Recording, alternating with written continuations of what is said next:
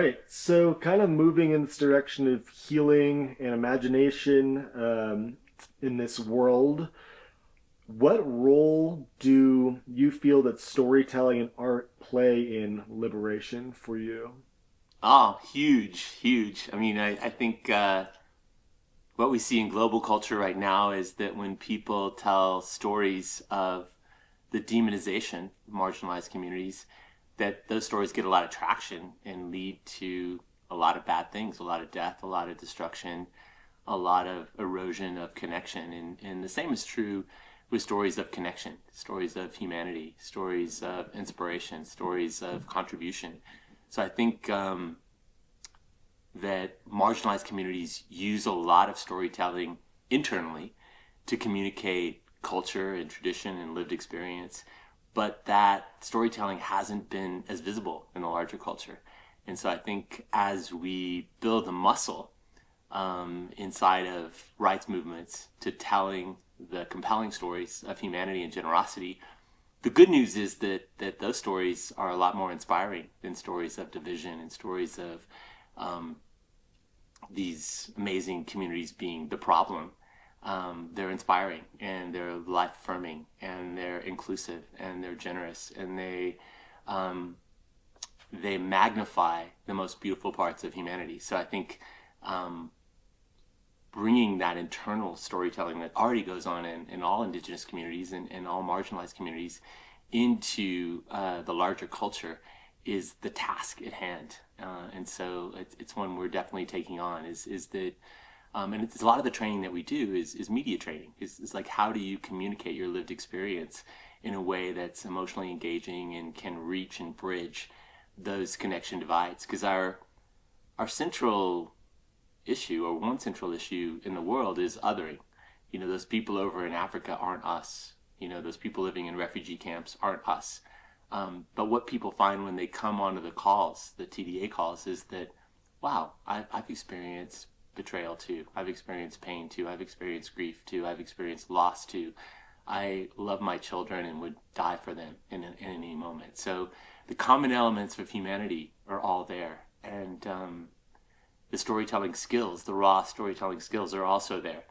And also, certainly, BIPOC, queer women, queer, LGBTQI communities have a rich tradition of art and expression and have gained the access to the larger culture that they have a lot through art, through theater, through singing, through paintings, and through all kinds of creative expression. So I think the elements of creative expression and storytelling are definitely the most accessible elements to us at this point, when the uh, dialogue is often very binary. People are, looking at refugees or migrants as a problem, or looking at queer people as a problem, or looking at women's empowerment as a problem, or indigenous rights as a problem. Entering into a, you know, binary conversation hits a lot of walls. Entering into storytelling of lived experience, coming together and sharing food. The example of uh, feeding communities that would, you know, on the week before, stone or kill an LGBT person, and creating instant safety and instant connection is an example of that. And we see that in the West, when you hold homophobic views and all of a sudden you find out the uncle that you've always loved is gay, or your brother comes out, or your beloved school teacher is a member of that community.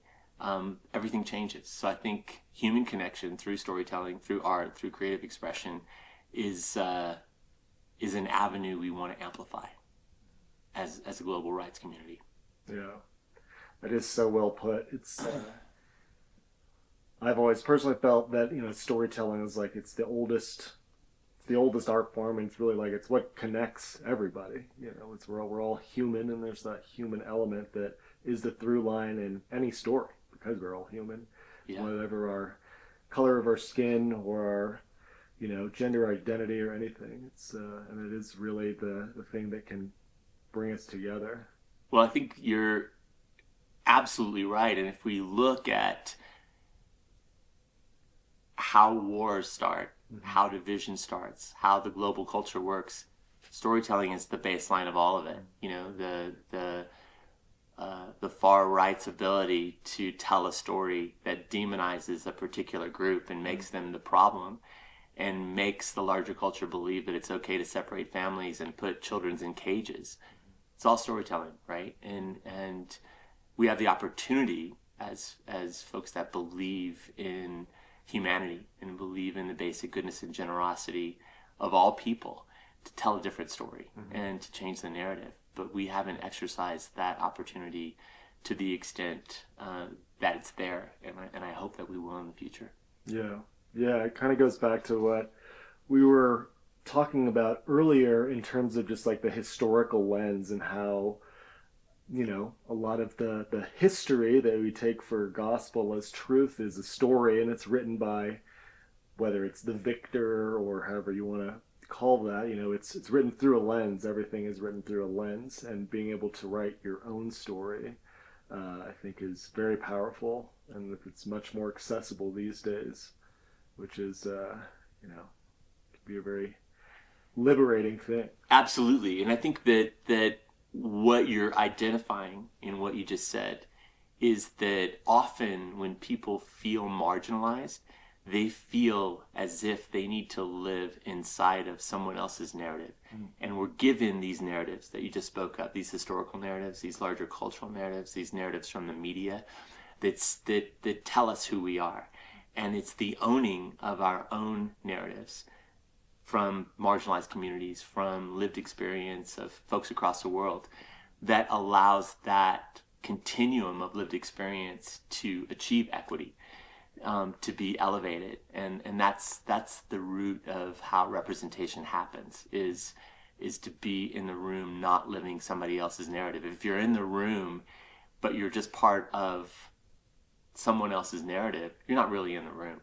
You're just part of their narrative. You're sort of you're a prop, Mm. and really representation is not about being a prop in somebody else's narrative. It's about amplifying your own narrative and changing the larger story to include your lived experience. And I think this is the opportunity in storytelling, and it's a huge one, and it's a really vital one. Absolutely. Absolutely. I mean, I could talk about storytelling and art all day. I think it's ultimately, I think, like what kind of makes us human and connects us in so many different ways, because it's just how we express joy and emotion and hardship, and yeah, it's such a vital part.